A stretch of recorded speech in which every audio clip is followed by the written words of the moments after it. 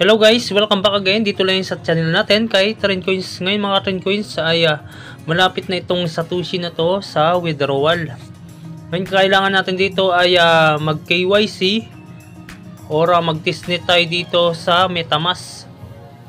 Ngayon ang gagawin natin dito ay pupunta tayo ng MetaMask para malaman nyo kung paano nga ba mag-testnet or mag KYC doon sa. And guys, dito na tayo sa MetaMask. Sa mga wala pa palang MetaMask, kailangan nyo munang panoorin yung video ko kung paano nga ba gumawa ng account sa MetaMask para malaman nyo kung paano at saka step by step dun para mag-add ng network dito sa itong core blockchain na to. Kung paano mag-add ng network dyan. Dun nyo malalaman sa isa kong video guys kasi medyo mahaba yung video na to pag nilagay pa natin dito at saka tinuro natin. Kaya panoorin nyo na lang yung video na yun na nauna kong upload. Hanapin nyo lang yung kung paano gumawa ng account sa MetaMask. Hanapin nyo na lang sa baba ng video ko yan guys. Sa mga hindi pa nakasubscribe ay mag-subscribe na kayo dito kay Trend Coins para marami kayong malalaman dito about sa crypto. Ngayon umpisa na natin guys kung paano nga ba mag-testnet or mag-KYC dito sa itong Satoshi. Ngayon pupunta tayo dito sa browser nila, itong MetaMask. Kailangan pala dito pag nakagawa kayo ng itong core blockchain na to na network, kailangan may laman kayo dito na kahit 0.01 na core kasi yan yung pang-gas fee natin dito sa pag-testnet natin. Ngayon pupunta tayo dito sa i-search natin. Diba dito kayo, balik muna tayo dito sa baba itong browser nila, yan. Pag napindit nyo yan, mapupunta tayo dito sa dashboard ng browser nila. Ngayon dito sa search bar, type lang natin yung URL dito, type natin yung AGX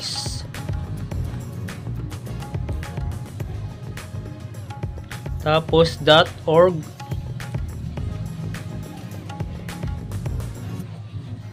Tapos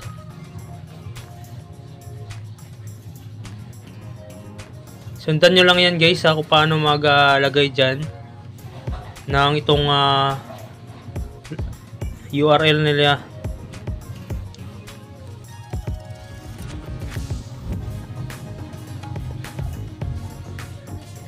Ayan, ito na naka-set up na agx.org long faucet. Ngayon, start natin yan. Tapos, mapupunta tayo sa website na yun.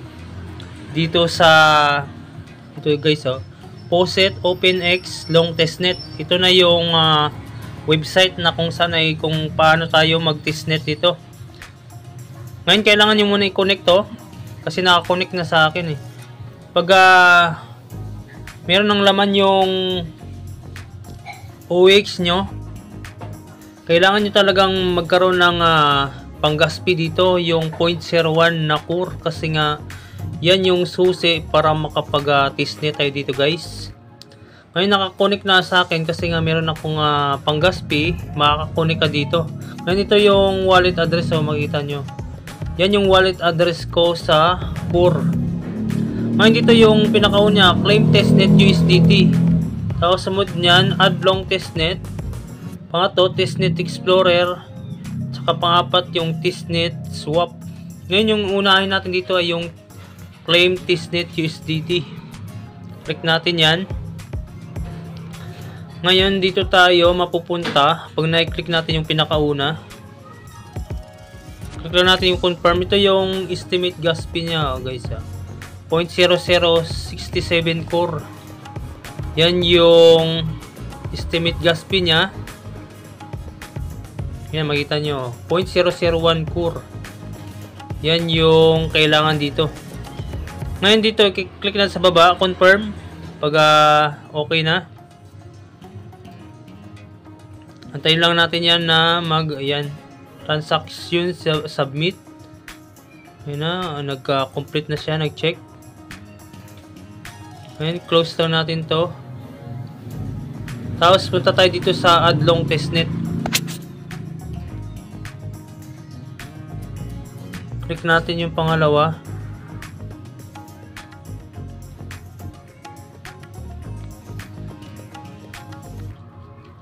Ayan, we don't recognize this network. Be sure that chain ID correct. Ngayon, ito yung display name niya. Kailangan natin ma-add to. Click lang natin kasi ito yung testnet na network nila, yung OpenX long testnet na yan. Click lang natin yung confirm para ma-add natin yan. Ayan, i-switch na natin network. Kasi naka-core tayo kanay, core blockchain network tayo kanina. Kaya papalitan natin ng ito OpenX long testnet. Click lang natin, got it. Ayan, connect na natin ito na nakikita nyo, connect with wallet OpenX long testnet. Click lang natin yan. Yan para ma-switch natin sa long testnet OpenX.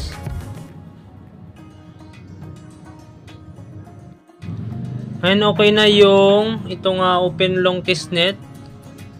Pero kailangan dito ay meron tayo ditong laman na USDT para makapag-swap tayo dito. Ngayon pupunta muna tayo dito sa browser. Tapos hanapin naman natin yung kung paano mag-swap dito. Papalit tayo ng URL. Papalitan natin dito ng itong link nya. long.swap.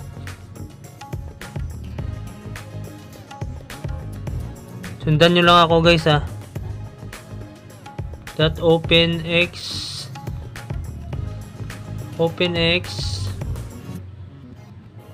.network. And ganyan yung pag-type nyo, kailangan sakto yan. long.swap.openx.network. Ngayon pag okay na, i-go na natin to. Go.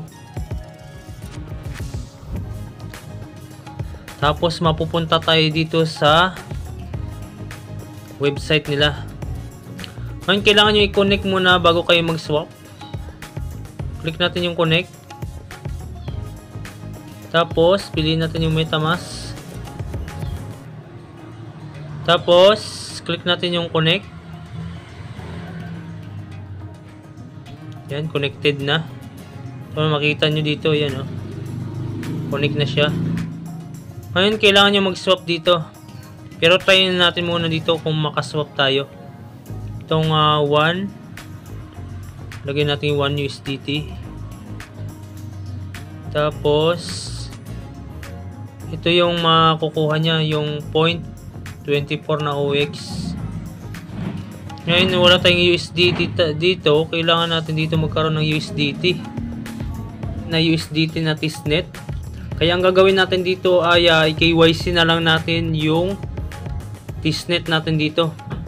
Ngayon pupunta tayo dito sa browser. Click natin yung browser. Tapos search, type natin yung URL dito. Sundan nyo lang ako. long.hub.openx.network. Yan yung URL nya guys. long.hub.openx.network. Click natin go. Ngayon kailangan lang natin dito ay i-KYC natin Kailangan natin dito ay masagutan yung quiz para maka-KYC tayo dito guys. Kasi nga wala na silang USDT na binibigay, hindi tayo makapag-swap. Bali testnet lang naman yung pag-swap dyan. Pag mainnet na, gagawin ko lang din ng video yung kung paano mag-swap dito guys. Kaya kailangan muna natin dito ay makapag-KYC or makapag-quiz tayo dito. Click lang natin dito yung faucet. Sundan nyo lang ako. Ngayon kailangan nyo i-connect yung ano nyo dito. Kung hindi pa kayo nakakonect, click nyo lang yung connect para direkta na agad dyan makakonect. Ngayon na ipindot natin yung faucet. Ngayon napunta na tayo dito. Balik muna tayo sa wallet para makita nyo. Ngayon dito sa faucet. Click natin faucet. Ngayon dito na tayo. Click natin yung start. Click natin yung sign. Tapos may sasagutan lang tayo dito na quiz. Ilang quiz ba to? 1, 2, 3, 4, 5. Bali 5 quiz lang to. Sasagutan. Ngayon guys, ito na yung sagot natin. Try natin kung makapasa tayo dito sa KYC. Ito nga una, how does money move in the blockchain? With digital transaction between nodes. Ito yung tama. Where's those blockchain security come from? Try natin kung tama itong letter B na to. How should protect your private key? Ito yung tama. Store in a secure place and do not share with anyone. Yan yung tama. What is an eco initial coin offering? Try ko lang ito kung tama to guys. It is a method of evaluating blockchain project. What is a smart contract? An automated agreement writing a code. Ito yung sagot ko. Try natin kung tama yung itong nasagot natin. Tandaan nyo lang yung mga sinagot ko dito guys ha. Para pagdating sa inyo ay masagutan nyo rin yung quiz nyo. Click natin submit. Click sign. Submit field. Try again natin. May mali dito guys. Ulitin lang natin yung iba. Ito yung sinagot ko dito guys. Kaya nakapasa ako dito sa quiz nila sa KYC quiz. Ito yung mga sagot ko. Tingnan nyo na lang. Pero hindi to magkapareho guys sa mga quiz nyo. Kasi paiba-iba yung quiz nila. Kailangan ay kung hindi kayo makapasa sa ibang question ay kailangan nyo lang ilipat-lipat kung hindi nyo makabisado or pwede naman i-google yan kung saan yung mas malapit na sagot. Ngayon ito yung mga sinagutan ko dyan. Yan yung mga sagot ko. Ngayon yung natapos na yung quiz natin guys. Ito na yung nakalagay. You passed the simulated KYC test and 10 long testnet USDT has been sent to your wallet. Bali, nung natapos ko yung quiz ay nagbigay sila ng testnet na USDT. Makikita yun sa account niyo dito guys. Oh. Yan, ito na yung testnet na USDT binigay sa akin.